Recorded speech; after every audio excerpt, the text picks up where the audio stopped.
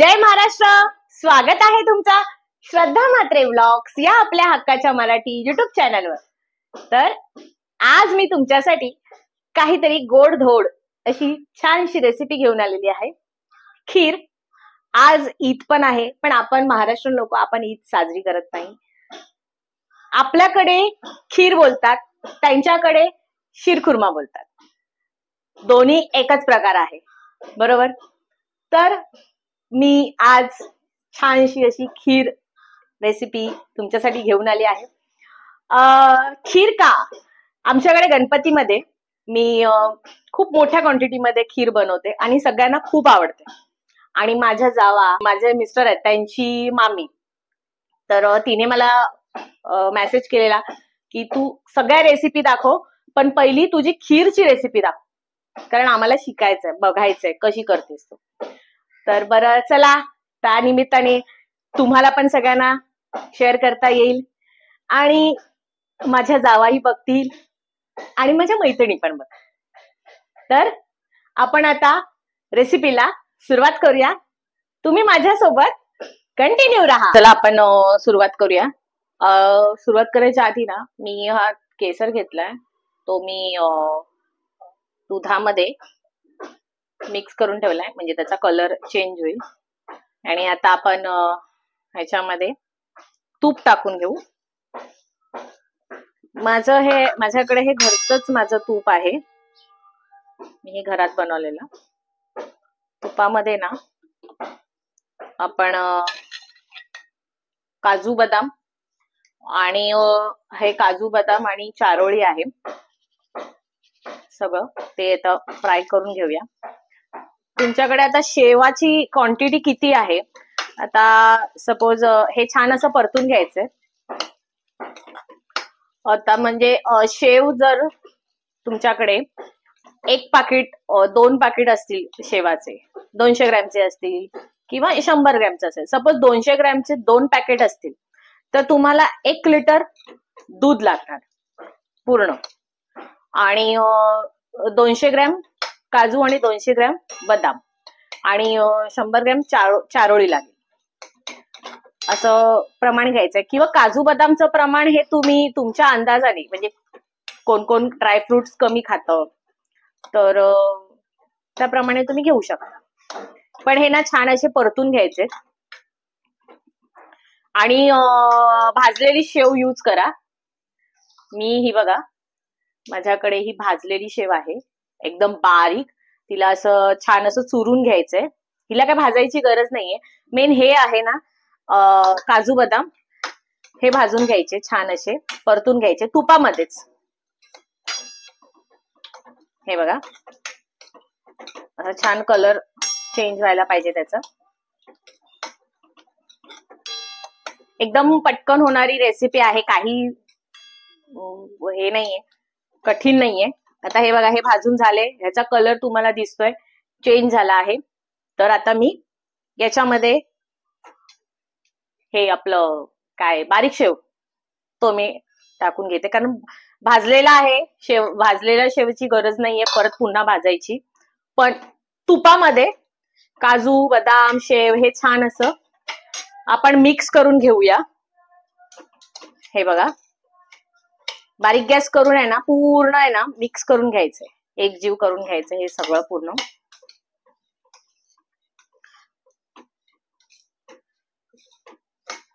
मी एका साईडला दूध गरम करून ठेवलेलं आहे. ओके, हे बघा पूर्ण असं छान मिक्स झालंय. वाटलंच जर सुकं सुकं वाटत असेल, आता बघा मला हे पूर्ण तूप आणि हे आपलं शेव हे मला असं ना सुकं सुकं वाटतंय, तर लागलंच तर वरून परत तुम्ही तूप टाकू शकता, कारण तुपाने जो छान असं सुटसुटीत होते आणि छान दिसते. तर असं पुन्हा मिक्स करून घ्यायचं आहे. माझी ही खीर आहे ना, खूप घरामध्ये आमच्या सगळ्यांना आवडते, म्हणजे अक्षरशः बोलाल ना, आमच्या घरातली फेमस खीर आहे माझी ही. तर हे बघा, छान असं मी परतून घेतलेलं आहे. आणि आता ह्याच्यामध्येच मी साखर टाकणार आहे.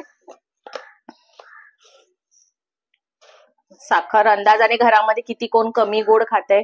मी ह्याच्यामध्ये गुळही टाकते, म्हणजे साखरेची क्वांटिटी कमी असते माझ्याकडे. पण आता सध्या माझ्याकडे गुळ म्हणजे आहे घरात, पण खूप थोडा आहे, खिरीसाठी पुरेल इतका नाहीये. त्याच्यामुळे मी याच्यामध्ये ना कंडेन्स मिल्क वापरणार आहे.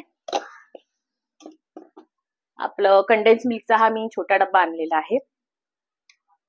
यूज म्हणजे कोण नाही करत तर तिथे तुम्ही आपलं हे टाकायचंय, गुळ टाकायचा.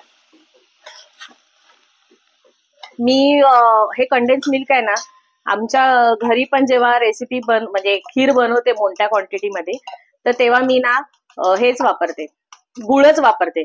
पण सध्या आता गुळ खूप कमी आणि बरं चला तुम्हाला रेसिपी पण शेअर करते त्याच्यासाठी. नाहीतर आता ना आपण याच्यामध्ये हे बघा मिक्स झालेलं आहे. आता याच्यामध्ये मी दूध ऍड करते.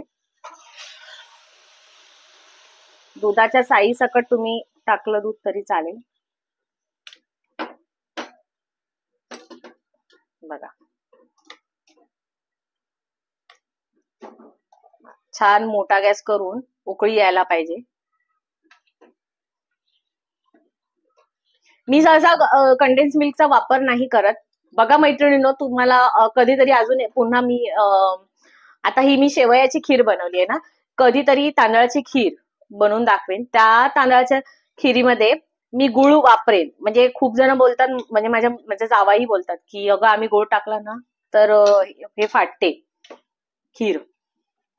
माझी खीर आहे ना, मी बनवते ती गुळ टाकल्याने नाही फाटत. तुम्हाला दाखवेन मी कधीतरी बनवून.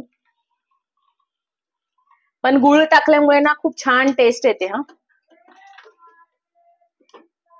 हे बघा, मोठा गॅस हाय फ्लेमवर ठेवलेला आहे. छान असं ढवळून घ्यायचे. आणि जरा हे बघा आता उकळी येते. उकळी आली की आपलं हे जे केशरचं दूध आहे ते टाकून घेऊ.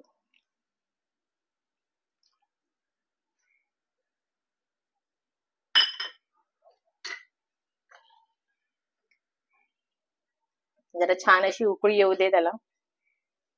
आणि जेवढी तुम्ही पातळ ठेवाल तेवढं ती म्हणजे नंतर घट्ट ठेवलात तर ती घट्ट होईल, पण पातळ ठेवलात तर नंतर ती थंड झाल्यावर घट्ट होते.